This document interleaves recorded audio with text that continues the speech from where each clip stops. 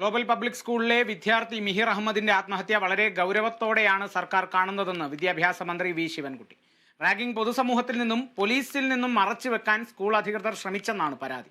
School പ്രവർത്തിക്കാനുള്ള NOC ഹാജരാക്കാൻ പൊതുവിദ്യാഭ്യാസ വകുപ്പ് നിർദ്ദേശം നൽകിയിട്ടും ഇതുവരെ അത് ഹാജരാക്കിയിട്ടില്ലെന്നും വിദ്യാഭ്യാസ മന്ത്രി പറഞ്ഞു.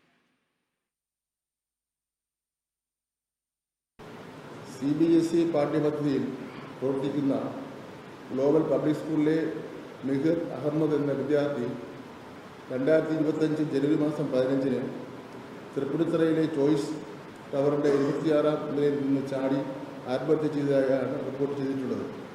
മകൻ്റെ മരണത്തിന് ഏക കാരണം മകൻ നേരിട്ട അതിക്രൂരവും സമാനതയില്ലാത്തതുമായ റാഗിംഗ് ആണെന്നും മാതാവ് ഉറച്ചു വിശ്വസിക്കുകയാണ്.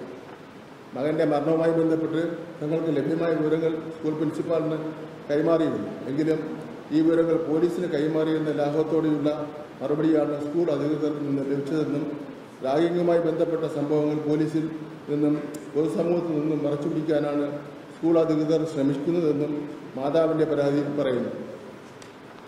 പൊതുവിദ്യാഭ്യാസ വകുപ്പിൻ്റെ നേരിട്ടുള്ള നിയന്ത്രണത്തിലല്ല CBSE സ്കൂളുകൾ പ്രവർത്തിക്കുന്നതെങ്കിലും അവയ്ക്ക് സംസ്ഥാനത്ത് പ്രവർത്തിക്കുന്നതിന് പൊതുവിദ്യാഭ്യാസ വകുപ്പിൻ്റെ NOC ആവശ്യമാണ്.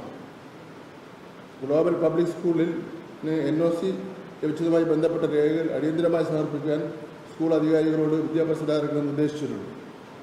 സ്കൂൾ നടത്തുവാനുള്ള NOC ഈ സ്കൂൾ ഹാജരാക്കിയിട്ടില്ല.